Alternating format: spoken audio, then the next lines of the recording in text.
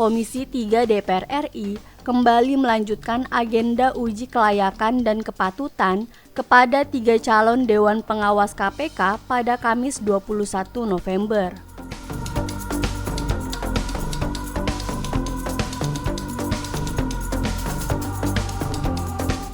Tiga calon tersebut yakni Hamdi Hasyarbaini, Heru Kresnareza, dan Iskandar MZ.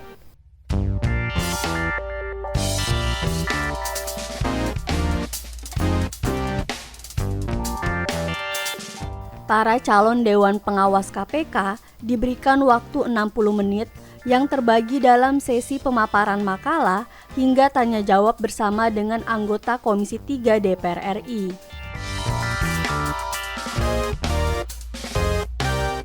Usai menjalani uji kelayakan dan kepatutan, Kresnareza membeberkan pertanyaan yang diajukan Komisi 3 DPR RI. Ini bagus untuk bekal saya kalau memang saya terpilih jadi Dewas.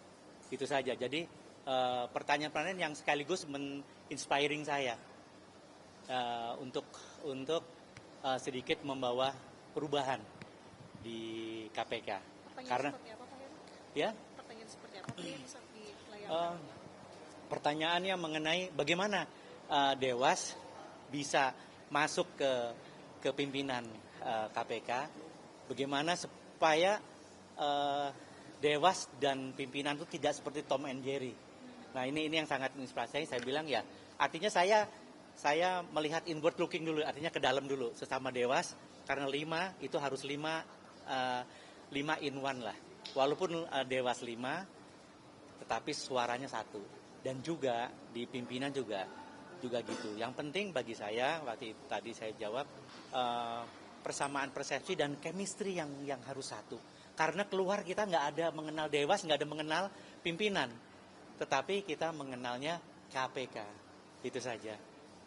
Saya kira itu saja yang paling penting. Pak Heru nantinya terpilih, perubahan apa yang tadi mau dilakukan di langkah awal ini?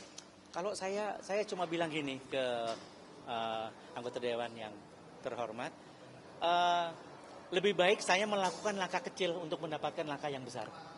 Ya, langkah kecil itu saya menyamakan chemistry sama persepsi, sudah itu aja. Karena hal itu, karena di saya kan etika di Dewas. Jadi semua itu muaranya dari etika. Nah, jadi saya nanti ada merencanakan, ya hanya waktu sempat saya bilang, saya tidak akan pernah maksimal, optimal kalau posisinya existing seperti sekarang. Dari sisi anggaran, oke, dan juga dari sisi jumlah personilnya hanya 36 orang untuk mengawasi 1661. Nggak mungkin. Ya, karena saya basicnya di auditor juga di BPK, kita cuma dapat anggaran 3 triliun memeriksa ribuan triliun. Lantas orang kita begitu banyaknya, luasnya, kementerian, belum pemerintah daerah. Saya hanya, mungkin waktu itu, zaman saya waktu masih di sana itu 4.000 auditor gitu loh. Nah ini nih yang kalau memang mau harus gitu loh. Dan juga tadi disinggung masalah kewenangan Dewas sempat dianulir ya, untuk OTT, untuk penyelidikan oleh penyidik. Kalau waktu sebelum belum dianulir oleh putusan 70 MK itu harus izin dulu gitu loh, harus izin dulu. Nah ini kalau sekarang hanya diberitahukan 14 hari paling lambat. Nah ini tentunya agak menyulitkan kita untuk mengawasi gitu aja. Tapi di dalam ada contoh kasus juga nggak sih, Pak? Nggak ada. Contoh kasus real yang saat ini?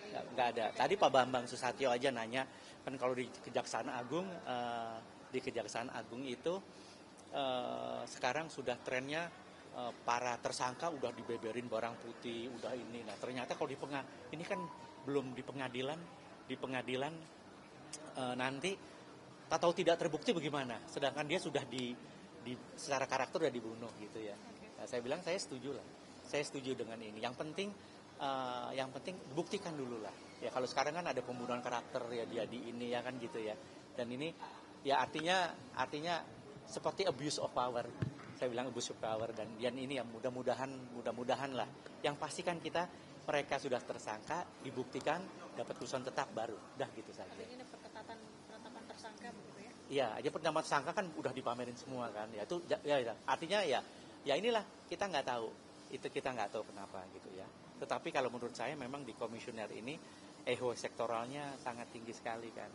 Karena saya misalnya basisnya auditor, wah saya pakai culture-nya auditor.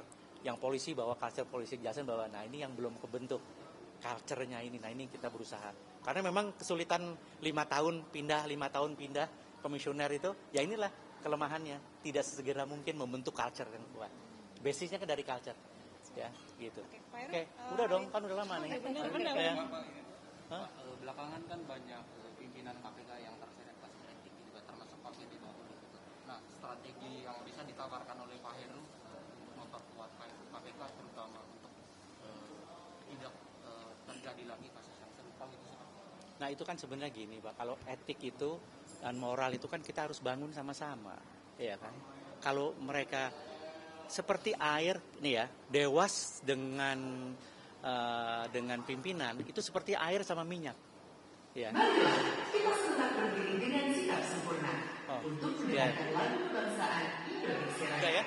Ia mengatakan, Komisi 3 DPR RI banyak mengajukan pertanyaan mengenai hubungan Dewan Pengawas KPK dan pimpinan KPK ke depannya.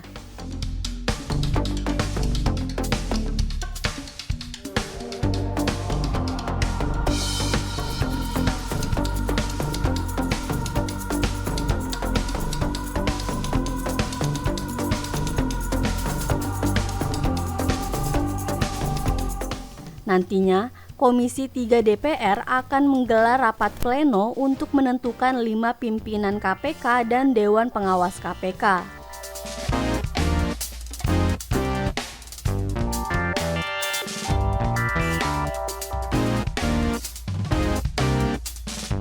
Sebelumnya, 7 calon Dewan Pengawas KPK telah menjalani uji kelayakan dan kepatutan pada Rabu 20 November.